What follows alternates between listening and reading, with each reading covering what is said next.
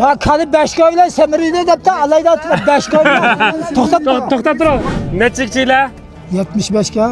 80 ga kirdigan yana necha yil qoldi? Yani 5 yıl. 5 yil 90 kirdigancha. Unutmam.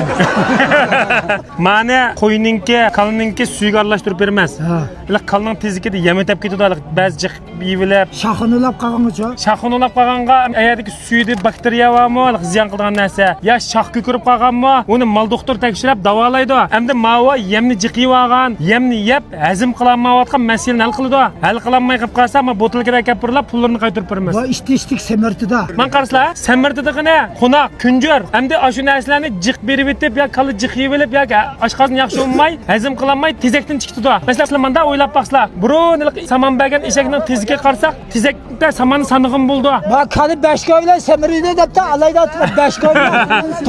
To'xtab tur. Masalan, eshakninki tezikida mana saman sanig'im bo'ldi shundami? Eshak bulab qolib qolsa, meni basa, shu saman sanig'ini olmaydigan chiqdi demakchi, hazm qildiruvchi badanga. Men sizlarga pul sotmayman, men bir tonna suv aralashtirib berlar kallarga. Ashninki tezikida yem o'tib ketmaydi, sizlar mening ko'nglim. Ishlar o'ngishli bo'lsin. Rahmat. Ma'qul. Mani payda qilganda nada alamanda. Mishadi bor, har bozorda.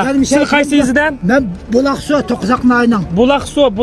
Bulaqsuda bor, Saybag'da bor, Saybag'da Bulaqsu mendan koni bekat bor-ku, nima dema To'qizaqninki. Ashadi bor. Fotokining ustiga nomerim bor. Nomer o'zingiz bo'ldi. Nima? Maqama. Ishlar o'ngishli bo'lsin hamsa. Ma'qul. Ma'qul. Biz vaqtida qanchalar tutmasam. Necha kalova? 5 kilo. 5 kalova, men 5 kaloga biz kunlik og'izda bizni basli bo'ldi. 2 kichik suv olsun buldum. Hammamiz 5 tonna suv aralash kerakmi shu? Aman bo'lsin hamsa. Ma'qul rahmat.